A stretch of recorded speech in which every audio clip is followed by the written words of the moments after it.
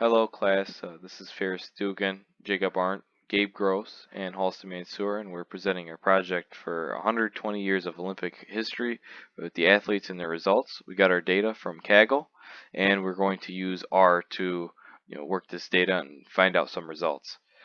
Just a brief overview about some of the data that we got. We got data dating back to the pre-1900s, and we got some very general fields such as the name, sex, age, height, weight, team. The NOC is the abbreviation for the team, which is the country, the games that they played in, year, the season, summer or winter, which is going to be pretty important going into the data later on, city, sport, event, and medal. Once again, we're using R for this project, and we also use a little bit of SQL, but we'll get more into that as we dive into the project. Next part is diving into the R, the graphs, and the linear regression model. Okay, now we're going to dive into the R. We wanted to ask ourselves some high-level questions such as how many countries won the most medals, if there are certain sexes that have an advantage, if there are certain countries that win more medals than others. So these are some of the questions that we were looking to dive into. So here are some of the libraries we got in. Let's start off here, make sure everything is running. We're going to read in our file, check out the structure, a little bit down, check out the structure of it. Oh, let's go over here. Now we can finally check out that structure.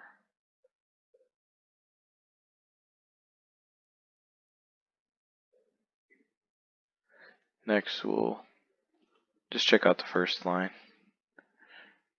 We want to see the season count, just see how many seasons we were working with. Our goal right now is to make 2 data frames and divide them into summer and winter games. This is kind of how we want to split out our data into 2 data frames.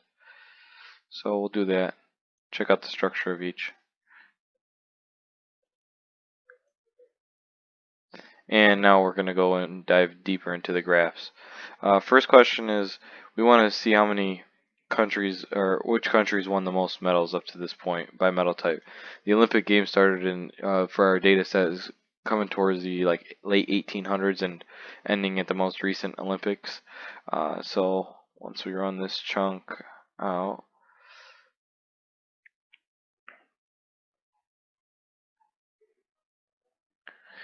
we are able to see that the USA by far has the most amount of gold medals won, and it's almost by double the next country.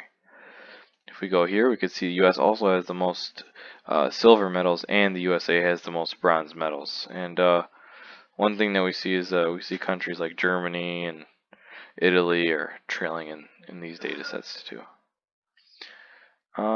Moving forward, we're trying to see the most medals won by a single person.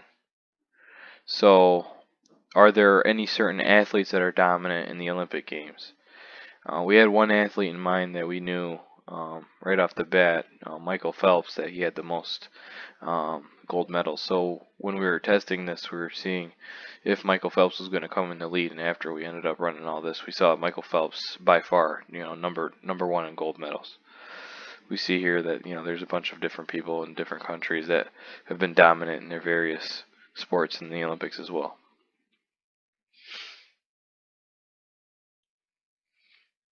The next thing is we're trying to find the countries that exceed in certain sports. This one's a little bit different than the others because we actually found the SQL DF package, and we created a data frame using a SQL query. So I wanted to find out how many, what were the most amount of medals for each country for a certain sport. So we'll go down here and check out this funky graph and see that there's a bunch of different colors for medals and sports. So the best way to interpret this is Canada has the most gold medals in ice hockey. They have the gold box around the ice hockey color here, and we can see that US has the most silvers in ice hockey, and that Finland has the most bronze in ice hockey. And once again, the trend here is that the USA has the highest success rate in the Olympics, as they have the most gold in these four, the most silver in these three, and the most bronze in these two. Moving forward, trying to take a look at the differences between the seasons, as we talked about a little bit earlier.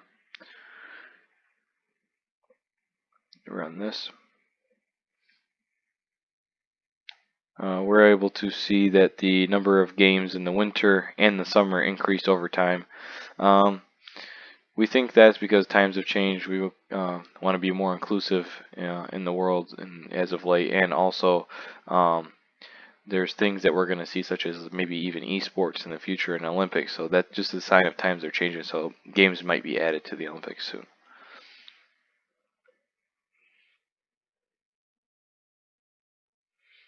Moving forward, we're kind of seeing some of the demographic attributes. Here we could see that the average height of athletes based on gender is increased for males and females over time.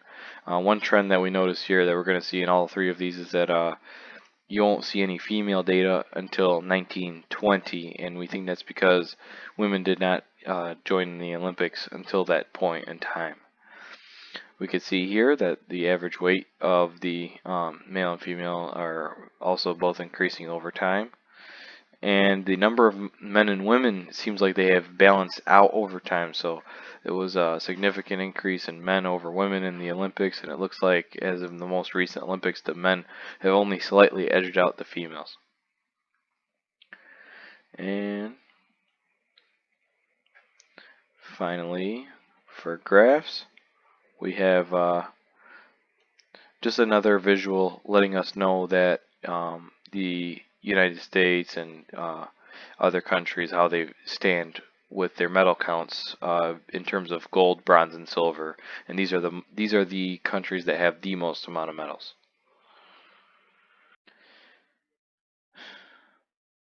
Next, we are going to work on the linear regression model. As you can see here, we took the original Olympic data set. We wrote a SQL case statement that when there is a medal, we want a 1, and when there isn't a medal, we want a 0. We went on and partitioned the data so that we can move some of the data between our training and our test data set. And after doing that, we created our null model. Moving forward, we created a couple test scenarios within our Olympic data, and we wanted to just see if there are certain attributes of people that may beat our null model value. So as we go down here, we can see that we got a couple error messages, but we did beat the null model value for age and sex. The rest did not beat the null model. Moving forward, we plugged in the test data set and still got the errors, but we still got our numbers back, and none of these numbers beat the null model. Just looking, the age and sex actually came out to beat they're the only ones to beat the null RMSE value.